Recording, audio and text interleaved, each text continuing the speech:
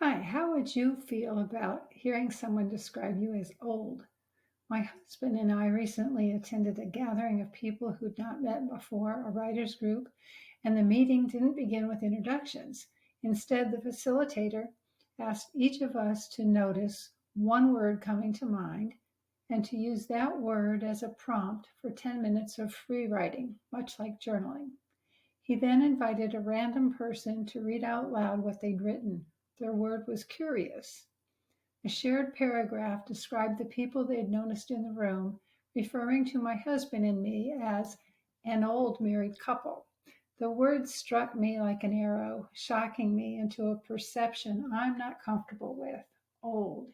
It triggered a momentary fear that maybe I really am old and that that's a bad thing. Honestly, I don't have a problem with my chronological age, just with the connotation of old. I prefer to associate age with wisdom, experience, and more time to pursue dreams. When my Nana dropped to the floor and did 20 push ups on her 80th birthday, I urged her to broadcast her age, feel proud of how well she'd taken care of herself and how blessed she was. And yet, I shuddered at being put into the negative old, read that out to pasture category just yet. I didn't like thinking that we were seen first and foremost as old when my husband is at the apex of his career at 71 and I'm writing, podcasting, and coaching at 74. I perceive us as active and healthy, vibrant, with plenty of life and contributions ahead of us. Yet I've been sensitive to the adjective old since one of our adult kids suggested we should move close to an airport for our offspring's convenience when they take over our care.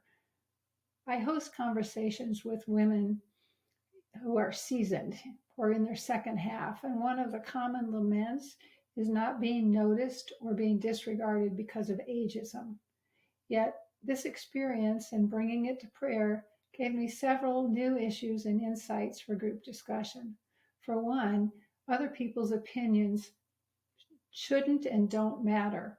I've often forgotten that precept and allowed people pleasing to matter. The lesson is to stop giving other people's opinions power. Clearly, the person who noticed us enough to write about us so we weren't invisible. We sparked curiosity. Perhaps the speaker had experienced some relationship trauma and seen the two of us together, contented, wearing wedding rings, my husband helping me slip on a sweater, pulling out my chair, and sharing in something meaningful to us, a writers group. Maybe wonder arose about the assumed longevity of our marriage. Perhaps the sight of us revealed that person's yearning or hope for love that endures over many years. Initially upsetting, my reflection on the experience yielded two important takeaways. One, remember not to assign meaning to other people's opinions. And two, when you're triggered, ask if there was an ounce of truth in what you heard and if that truth holds negativity for you.